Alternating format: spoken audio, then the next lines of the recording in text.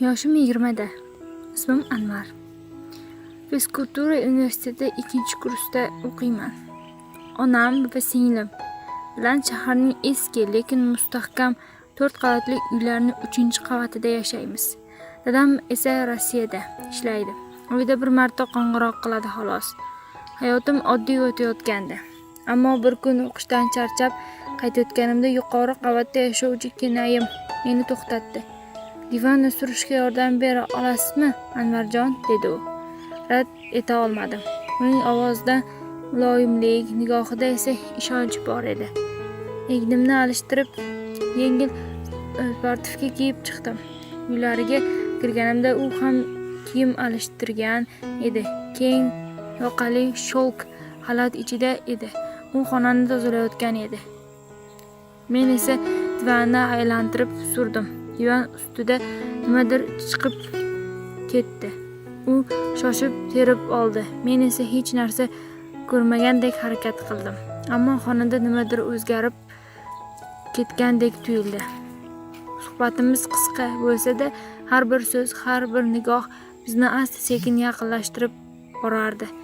Kinoyim ohangida bir qator yolvorish, bir qator ishtiyoq bor edi.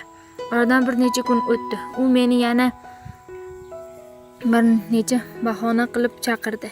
Kir mashinasi, elektr razvedka, shikaf chirog'i, shift chirog'i.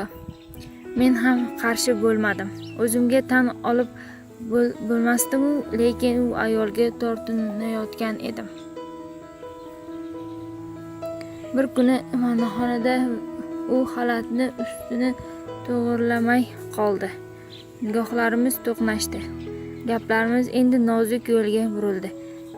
Siz ham sog'ingandirsiz pochchangizni, dedi kulimsirab. U jilmaydi, lekin ko'zlari nurlandi. Ha, dedim sekin. Yaqinda kelaman deb aytdi.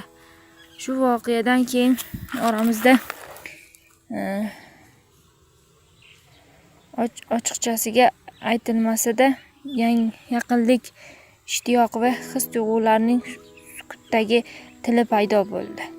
Har gal uyga kirganimda yuragim tez ura boshlardi. U ham menga qaraganda kulimsirab tursa, yuragimdagi istakni yashirish qiyinlashar edi. Bir kun kelinchak, agar yana erkak qiladigan biror ish chiqsa, sizni chaqirsam bo'ladimi, deb so'radi. Men indamay bosh irg'adim. O'sha kundan so'ng uy menga begona emasdek tuyula boshladi. Har gal chaqirganda men u yerga yordam emas, o'zim ham tushunmagan ehtiyojimni qondirishga borayotgan edim. Onam ham nimadir sezgandek bo'lardi. Ko'zlari ko'proq kuzatardi. Bir oyga yaqin vaqt o'tdi.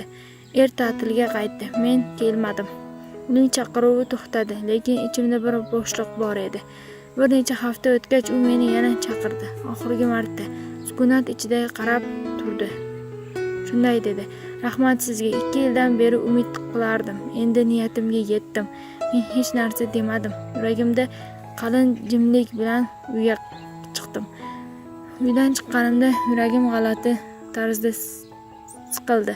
Osmonda bulut yo'q edi, lekin ichimda qorong'u nimadir girdikapalak aylanayotgandi. Kelinchakning so'nggi so'zlari hamon qulog'imda yangrayotgandi. Rahmat sizga. 2 yildan beri umid qilardim. Endi niyatimga yetdim.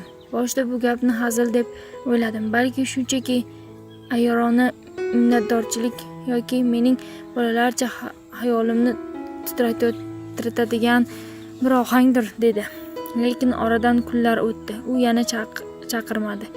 Chet elga qaytganda qaramay eshik ochilmasdi. Qadam tovushlari ham sekinlashgandi. Men esa har kuni derazadan yuqoriga qarardim. Bir kuni pastdagi do'konda kelinchakni ko'rib qoldim. U sal oldinroq homilador ayollar kiyadigan kiyim libosida edi. Yuzimda esa nimadir yengil tabassum bor edi, xuddi og'ir yukdan qutulgandek. Salom Kinaya. Salom Anvarjon. O'qishlaringiz yaxshimi? Yaxshi, sizchi, sog'lig'ingiz joyidami? Ha. Ko'zlarim olib qochdi. Hamma narsa yaxshi, endi hammasi joyida. Shu qadar oddiy, ammo og'ir javob edi bu. Men nima deyishni bilmadim. Ichimda to'fon, tashqariga sukunat, sokinlik. Oradan oylar o'tdi, qish kirib keldi. Bir kun onam xonaga kirib, yuqoridagilarni kelinchagi bolali bo'pti, eshitdingmi, dedi. Men jim qoldim. Eshitgandim, sezgandim, his qilgandim. Farzandli bo'lishini 2 yildan beri kutayotgan ekan. Davom eting, ona. Ba'zida hayot o'zi shunaqa mo'jiza chiqaradi. Men derazaga qaradim. Oq qor yog'ayotgan edi. Oppoq qor yerga tushayotgandi. Hech qanday iz qoldirmasdi, lekin yuragimda u kunga tegishli iz qoldi. Oradan 4 yil o'tdi. Men hozir 4-kursman. Bitiruvchi. Yaqinda Toshkentga ko'chib o'tdik.